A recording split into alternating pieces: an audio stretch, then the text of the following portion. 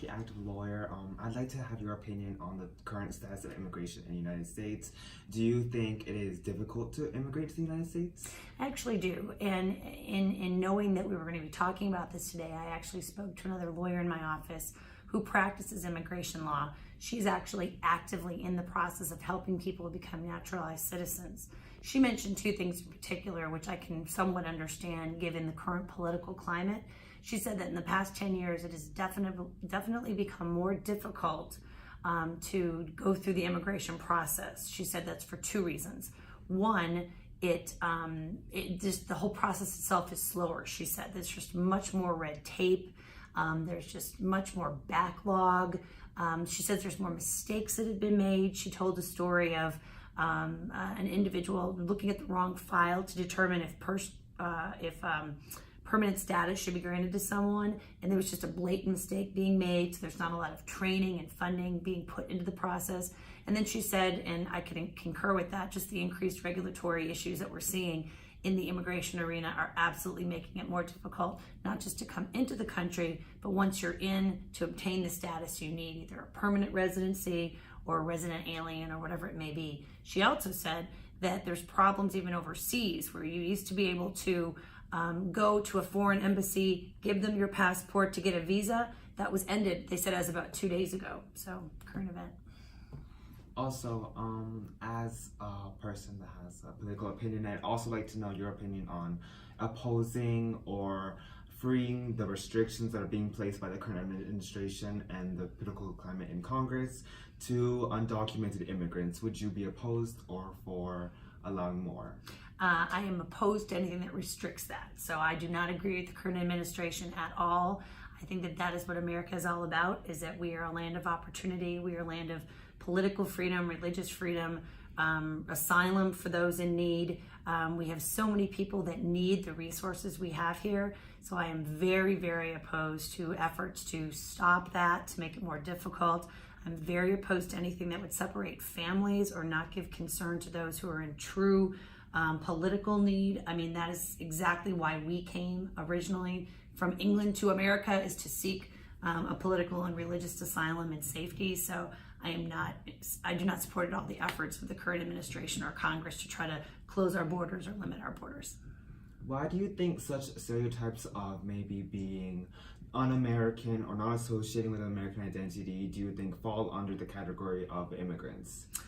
It's a good question, Daniel. I think that part of it is that we have, unfortunately, over these last maybe 20 or 30 years, we've gone back to having a fear of strangers again. And I think that because we've had so many terrible terroristic events and terrible tragedies that have happened either on our shore or to our service people abroad or to our assets abroad, I think that people are going back to what we saw way back, many, many decades ago, where they're just fearful of others coming in. But I think what's misplaced about that is that people tend to lump everyone who's coming in, no matter where they're coming in from, as being part of the people who have caused us harm as a country in the past. And I think that is what is probably the most unfortunate thing, I think, in our current political climate. And legally, when it's, as a lawyer, it's such a blessing to be able to enforce the laws both of this state, but also to be sure that the laws of the United States are being, enforced as well. And when you see things like people or children or others who truly are in need not being able to come into our borders, you just have to question, is it just being scared? And I think that would be my thought as to why we're seeing that more often now, is I think people are just scared of what has happened in the past, but are putting everyone coming in, regardless of where they're coming in from, in that category. So why has America been a historically diverse country, and do you feel that's coming to an end? I think it's historically a diverse country for really, Catherine, what we just talked about, right? I think that we've always been viewed as a land of opportunity, and we are. I mean, think of the fact that we've been a superpower for so long as we have. So I think that that's always been what has made America great. For example, I grew up in the Midwest. I grew up in Wisconsin, and it was mostly German people, Swedish people, Polish people, and you didn't really see a lot of ethnic diversity at all. And coming to other cities where you see we have so much diversity. Look at Johns Creek, it's a little city, incredibly ethnically diverse. So I think that is the best of America. That's why you see that. And what was the second question? Do you feel that like the diversity in America is coming to an end?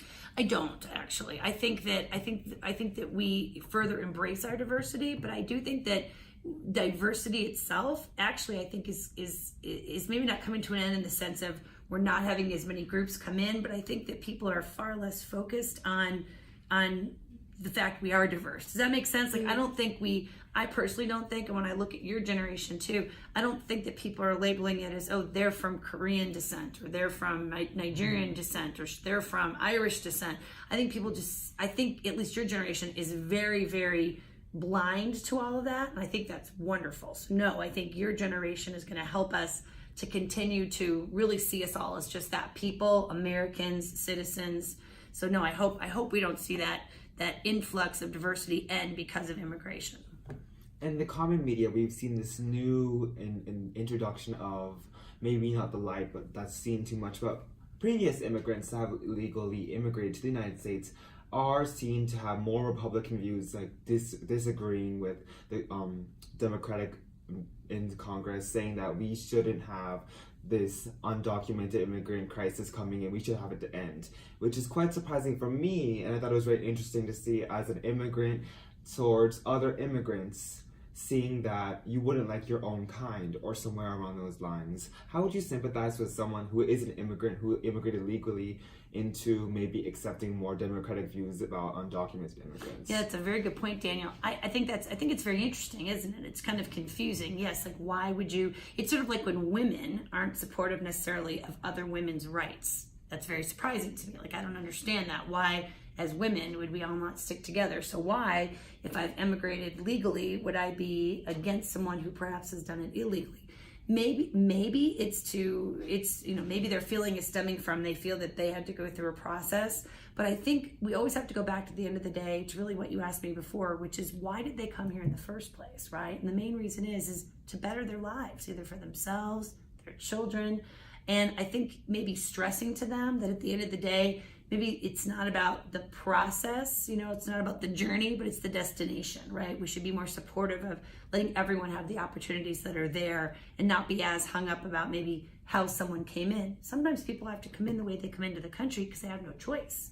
We see those awful stories all the time of, like in Syria, right? And the Syrian refugees just floating in on boats up to the shores of Greece or Italy. It's awful. And they're half dead.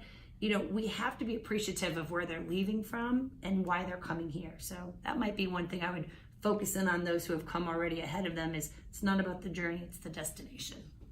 Also, talking more about current events, we've heard about recent newscasts and Twitter posts by Mr. Trump about ending birthright citizenship, which seems seen as such a radical view towards many Americans, as we've seen as, oh, we're born into America, so we have the American identity.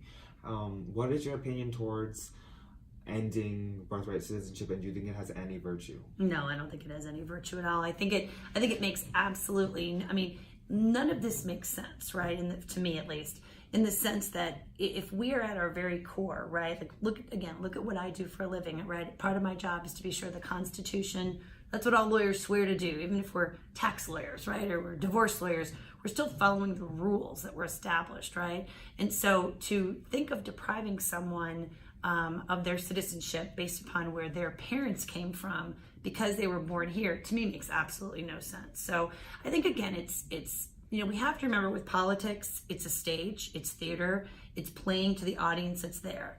I think if we were to secretly bring our current administration into a room by themselves and give them truth serum, they probably don't really believe half of what they say, but it's what they need to say to continue to be in power and to be reelected. That's why it's so important that, especially for the younger voices or the younger voters, that we get out, we look at our candidates, and we always do what is ultimately best, but always following your heart. So no, I don't think that a country that, again, was founded by immigrants and founded by people from other shores should ever be preventing someone from not staying here because of their parentage. I think it's also important to note that on the other side of the spectrum, the extreme left, we see the rise of new people like Ocasio-Cortez, yes, and her very radical opinions that are scaring all these Republicans into forcing them into this little bubble that they have to focus all their beliefs in. So do you think the release and introduction to the media of the rise of Trump, the rise of Ocasio-Cortez. Do you think that's swaying and polarizing American opinion? I think it might be a little bit. I think as much as I'm a big believer in the First Amendment and the free press, I think that there's no question that our media, plays the drama very, very much. And this is true of all sorts of media, whether it's our written press that still exists, our television, our newspaper. Yes, I think that it's real easy to scare an average citizen by showing two very polarizing sides, as opposed to really kind of taking a step back and realizing that the vast majority of politicians are right in the middle, and the vast majority of citizens are right in the middle. It's just that the fringes tend to be the loudest. So I always tend to listen to the middle as much as I can.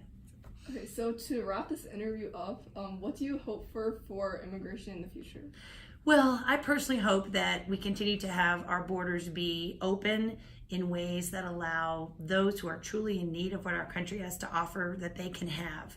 I absolutely cannot stand anything that deals with children being kept either separated from their parents. I hope all of those practices end. It is very distressing as a parent to see that, so I'm hopeful that it continues to be eradicated. But I would hope that we would always be looking at just the talent and the resources that come from when we let others come into our country from other places. Yes, we have to be vigilant and diligent to ensure our safety, but my hope would be is that we see the frenzy relax a little bit, right? Not as tough and as tight as we're seeing now, but something that's more practical and makes sense and allows those that truly need to come here, be here to enjoy all that we have. Yeah, a last question before I'd Sure. also like to hear your opinion about, we also hear about the cities in California or the capital of Texas being so-called sanctuary cities. Yes. Do you have an opinion towards that?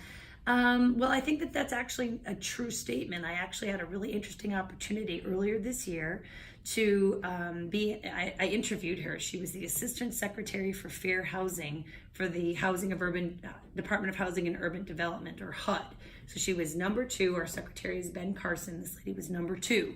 Her name was Ana Maria Farias. She's a fascinating lady. Grew up as a Mexican immigrant. Her mother had emigrated and then brought her over as a little girl. She lived in Crystal City, Texas, which is a true sanctuary city right on the border. And we talked about at length that is not a title that is actually a bad thing, that those that live there, that's just how they see it. They see it as a way to escape what they had come from.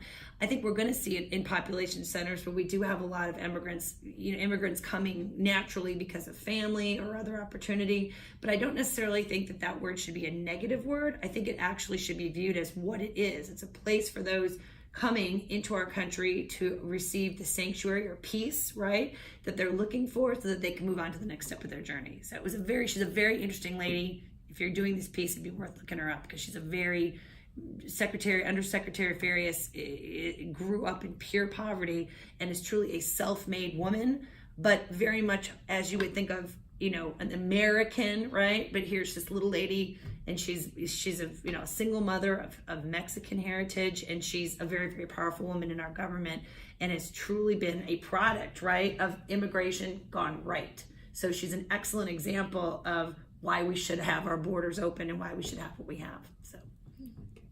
And actually, that's one last Sure, question. whatever you need. What do you think defines the American identity? I know it's very open-ended, but I'd like to know what you think. Wow, that's a really good question. Well, I think the American identity still goes back to freedom, right? Freedom to do whatever it is that you're wanting to do. Whether that's like me, I didn't set out to have my own business, but I've ended up with one. And now the freedom that goes along with that is amazing. And I think that's, again, part of the American dream, right? The ability to support ourselves. But I think freedom also can be things like just personal freedom, right? 30 years ago, even 20 years ago, a woman, right, who was a lawyer would be very unusual. A woman lawyer who owned her own law firm would be very unusual, right? So I think freedom also comes from our definitions of just what we're able to do within this country. And then, of course, finally, freedom is what you all have. I think it's amazing when I look at what your generation and your age group has in front of you. You have so much opportunity. So to me, freedom with America is truly that concept of opportunity, which probably drew many people, especially the immigrants, to our shores initially, is the idea that they can thrive in America. The opportunity is here. Okay, thank you so much for your Is that opinion. good? Yes.